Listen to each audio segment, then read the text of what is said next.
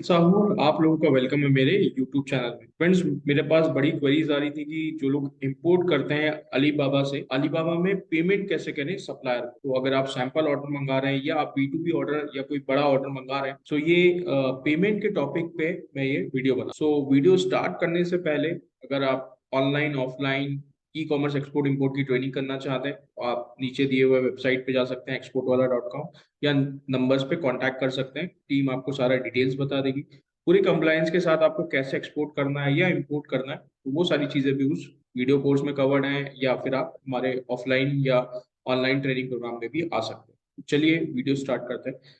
Alibaba में कैसे आपको अकाउंट बनाना है, कैसे आपको सप्लायर को ढूंढना है, कैसे उससे डील करना है, इन सारे टॉपिक्स पे मैं ऑलरेडी वीडियोस बना चुका हूँ। ये वीडियो जो है वो डेडिकेटेड है कि कैसे आपको पेमेंट्स, कौन कौन से मोड अवेलेबल है और कौन सा सिक्योरली आपको पे करना है, जो आप इंडिया के जो भी कंप्लायंस है इंपोर्ट के, वो भी आप फुलफिल कर पाए। तो उसी टॉपिक में मैं ये वीडियो बना रहा हूँ। तो अलीबाबा में आपने अगर बायर अकाउंट नहीं बनाया है तो बहुत ही सिंपल अकाउंट आप बना सकते हैं। बस आपको एक ईमेल आईडी चाहिए और ईमेल आईडी पे एक वेरिफिकेशन मेल आएगा। उस वेरिफिकेशन मेल को आप कंफर्म करेंगे तो आपका जो बायर अकाउंट है अलीबाबा पे वो ओपन हो जाएगा।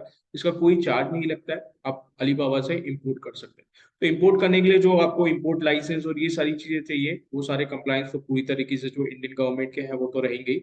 यहाँ पे मैं पेमेंट्स आपको बताता हूँ कैसे करना है। तो अलीबाबा में ध्यान रखिए, सबसे पहले तो सप्लायर वैसे ही सिलेक्ट करिए जिसके पास ट्रेड अश्योरेंस हो। और ट्रेड अश्योरेंस वाला जो सप्लायर होता है वो आपको एक ऑर्डर लिंक भेजेगा अलीबाबा में बना के। तो ट्रेड अश्योरेंस को थोड़ा सा समराइज करता हूँ। यहाँ पे एक आपको अलीबाबा एक अश्योरेंस देता है, या आप ऐसा बोल सकते हैं एक तरह से एक गारंटी होती है, जहाँ पे अगर प्रोडक्ट आपके पास इंडिया में जब आपको डिलीवर होगा तो वो कोई डैमेज प्रोडक्ट हो गया, या प्रोडक्ट जो है वो बीच में घूम गया, या सप्लायर ने फेक या प्रोडक्ट भेज दिया या फ्रॉड कर दिया, प्रोडक्ट भेजा ही नहीं, तो इन सारे केसेस में क्या होता है, आप सेफ रहेंगे, अलीबाबा आपको रिफंड जो है वो प्रोसेस कर देगा। तो ये ट्रेड एश्योरेंस अलीबाबा की सर्विस है। तो आप जितने भी ऑर्डर्स डील करें अलीबाबा में, जो भी सप्लायर से आप चैट के थ्रू बात कर रहे हैं, तो आप इंश्योर करिए कि आप उनको बोलिए कि मैं सिर्फ ट्रेड एश्योरेंस में डील करूंगा और आप मुझे ट्रेड एश्योरेंस का ऑर्डर लिंक भेज दीजिए। तो जब आपका सारा नेगोशिएशन हो जाएगा, आप चैट पे सारी बातें कर लेंगे, तो यहाँ पे वो आपको ट्रेड एश्योरेंस का ऑर्डर लिंक भेजेगा। और वो कहाँ पे दिखेगा, तो चलिए मैं आपको स्क्रीन पे दिखा। तो यहाँ पे ट्रेड एश्योरेंस का ऑर्डर लिंक आ जाएगा। देखिए अभी आपने लॉग इन कर लिया है, तो जस्ट आपको अपना ईमेल आईडी डालना है और पासवर्ड डालना है, आपका अकाउंट आ जाएगा। जो भी प्रोडक्ट में आप डील कर रहे हैं यहाँ पे सर्च करिए। जैसे फॉर एग्जाम्पल मैं यहाँ पे सर्च करता हूँ, तो जो भी प्रोडक्ट है वो आप यहाँ से सिलेक्ट कर सकते हैं। ये देखिए लाइव है, यहाँ पे चैट पे आप ट्रैक कर सकते हैं। जैसे ही आप चैट पे सारी बातें करेंगे और आपकी डील फाइनलाइज होगी, वो आपको ट्रेड एश्योरेंस का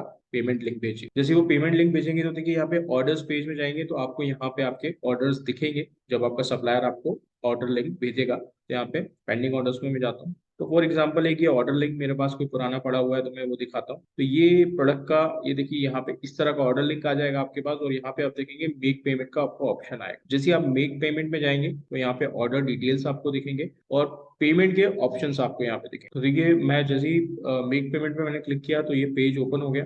यहाँ पे आप लेफ्ट में देखेंगे तो एक तो आपको वायर ट्रांसफर का ऑप्शन दिख रहा है। क्रेडिट या डेबिट कार्ड से भी आप इंपोर्ट का पेमेंट कर सकते हैं, और एप्पल पे से भी आप यहाँ पे इसका पेमेंट कर सकते हैं। तो देखिए बहुत लोग गलती करते हैं, लोग अपने क्रेडिट कार्ड से पेमेंट कर देते हैं। तो अगर आपका ये बिजनेस ट्रांजेक्शन है, आप बल्क में B2B मंगा रहे हैं, अगर आप पर्सनल यूज के लिए मंगा रहे हैं कुछ, तो आप क्रेडिट कार्ड से पेमेंट कर सकते हैं। उस टाइम पे क्लियरेंस में आपको अपना आधार कार्ड, ये डिटेल्स देनी पड़ेगी।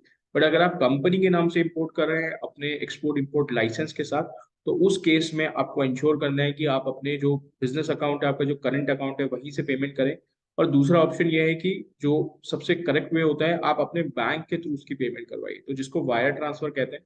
तो बैंक में जाके आपको वो पेमेंट जो है इनको ट्रांसफर करवानी होती है। और क्रेडिट या डेबिट कार्ड से पेमेंट करना है तो आप यहाँ पे सिलेक्ट करेंगे, अपना डिटेल्स सारे आप डालेंगे, और डायरेक्टली यहाँ से देखिए पे नाउ का ऑप्शन आ रहा है, तो पेमेंट हो जाएगी। तो ये INR में आ रहा है, तो ये अलीबाबा जो है आपसे कन्वर्जन चार्ज ले रहा है। आपको करेक्ट वे जो है वो आप USD डॉलर में प्रेफर करिए पेमेंट करने का, तो आप यहाँ से पे कर सकते हैं, और आपका जो बैंक है वो यहाँ पे कन्वर्जन चार्ज आपसे चार्ज करेगा। अभी देखिए अगर आप वायर ट्रांसफर कर रहे हैं, वायर ट्रांसफर का मतलब है सिंपल सा, आप आपके बैंक के थ्रू डायरेक्टली ट्रांसफर कर रहे हैं। जो भी बड़ी ट्रांजेक्शन है, B2B ट्रांजेक्शन है, वो आपको बैंक से ही करनी है। तो यहाँ पे क्या करना पड़ेगा, देखिए जैसे मैंने वायर ट्रांसफर सिलेक्ट किया, तो यहाँ पे देखिए पे नाउ की जगह पे कंटिन्यू का ऑप्शन आ। तो देखिए अगर आप कोई बिजनेस इंपोर्ट कर रहे हैं, B2B इंपोर्ट कर रहे हैं, तो उस केस में आपको प्रेफर करना है अपने बैंक से डायरेक्टली आपको ट्रांसफर करना है। तो यहाँ पे देखिए वायर ट्रांसफर का ऑप्शन आ रहा है, ये आप सिलेक्ट करेंगे। जैसे मैंने वायर ट्रांसफर सिलेक्ट किया है, तो आप यहाँ पे देखेंगे कंटिन्यू का ऑप्शन आ गया है, पे नाउ यहाँ पे हट गया है। तो यहाँ पे हम कंटिन्यू पे क्लिक करेंगे। जैसे ही आप कंटिन्यू करेंगे तो यहाँ पे डिटेल्स आ रही है। अब ये जो बैंक अकाउंट नंबर आ रहा है, देखिए बेनिफिशियरी बैंक अकाउंट नंबर लिखा हुआ है, तो ये जो सप्लायर है उसका बैंक अकाउंट नंबर है।